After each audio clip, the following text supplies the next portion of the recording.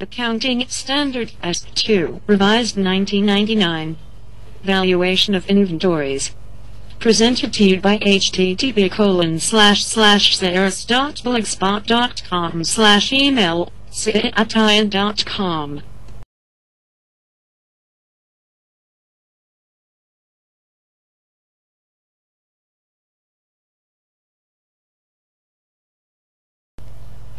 The following is the text of the revised Accounting Standard S2.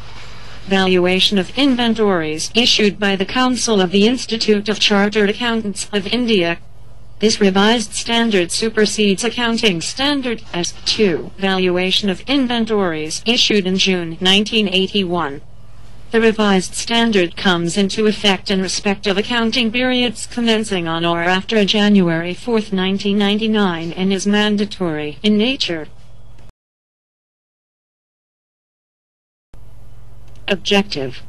The primary issue in accounting for inventories is the determination of the value at which inventories are carried in the financial statements until the related revenues are recognized. This statement deals with the determination of such value, including the ascertainment of cost of inventories and any write-down thereof, to net realizable value.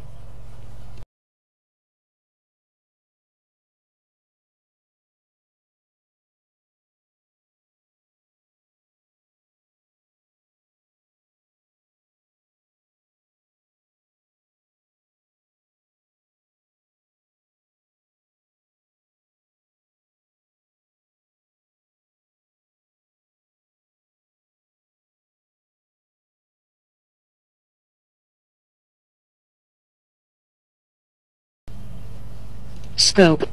This statement should be applied in accounting for inventories other than a work in progress arising under construction contracts, including directly related service contracts. See Accounting Standard S7. Accounting for construction contracts. B. Work in progress arising in the ordinary course of business of service providers. C. Shares, debentures, and other financial instruments held as stock in trade. And D. Producers' inventories of livestock, agricultural and forest products, and mineral oils, ores, and gases to the extent that they are measured at net realizable value in accordance with well-established practices in those industries.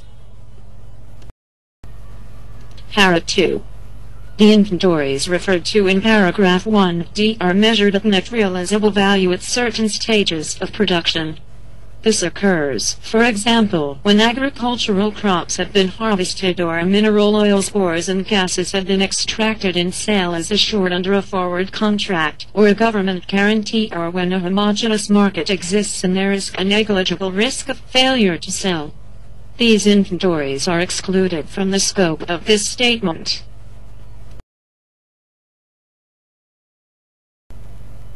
Definitions.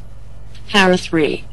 The following terms are used in this statement with the meanings specified. Inventories are assets: A. Held for sale in the ordinary course of business. B. In the process of production, for such sale. Or C. In the form of materials or supplies to be consumed in the production process or in the rendering of services.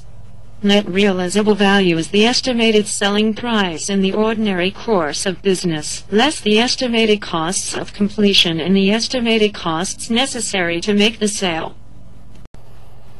Para 4.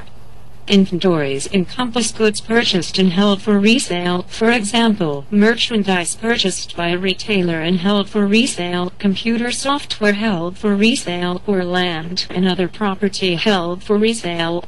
Inventories also encompass finished goods produced or work in progress being produced by the enterprise and include materials, maintenance supplies, consumables, and loose tools awaiting use in the production process.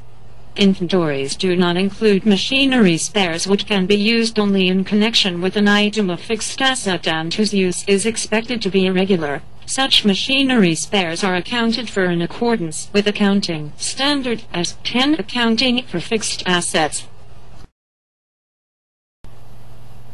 Measurement of inventories. Para 5. Inventories should be valued at the lower of cost and net realizable value.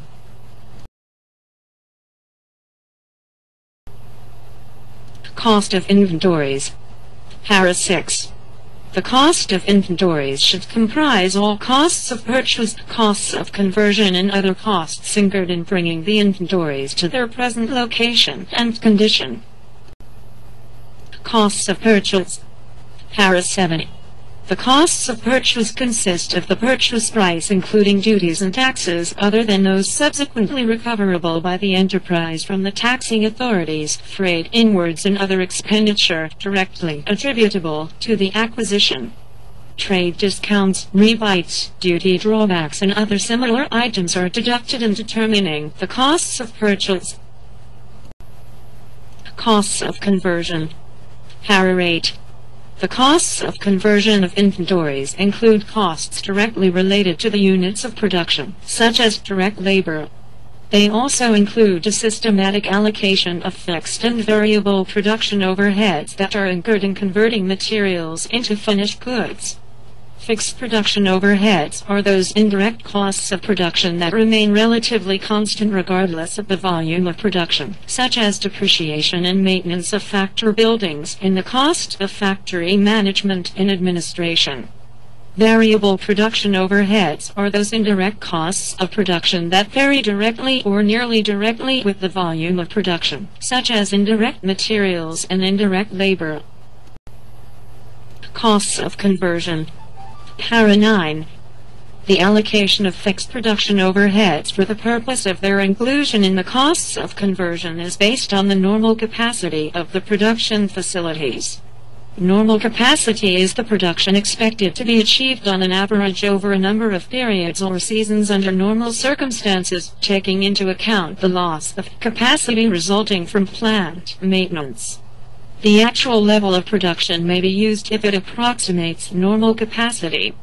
The amount of fixed production overheads allocated to each unit of production is not increased as a consequence of low production or idle plant. Unallocated overheads are recognized as an expense in the period in which they are incurred. In periods of abnormally high production, the amount of fixed production overheads allocated to each unit of production is decreased so that inventories are not measured above cost. Variable production overheads are assigned to each unit of production on the basis of the actual use of the production facilities. Para 10. The production process may result in more than one product being produced simultaneously. This is the case, for example, when joint products are produced or when there is a main product and a byproduct. When the costs of conversion of each product are not separately identifiable, they are allocated between the products on a rational and consistent basis. The allocation may be based, for example, on the relative sales value of each product either at the stage in the production process when the products become separately identifiable or at the completion of production. Most byproducts as well as scrap or waste materials by their nature are immaterial. When this is the case, they are often measured at net realizable value and this value is deducted from the cost of the main product. As a result, the carrying amount of the main product is not materially different from its cost. Other costs. Para 11. Other costs are included in the cost of inventories only to the extent that they are incurred in bringing the inventories to their present location and condition. For example, it may be appropriate to include overheads other than production overheads or the costs of designing products for specific customers in the cost of inventories. Para 12.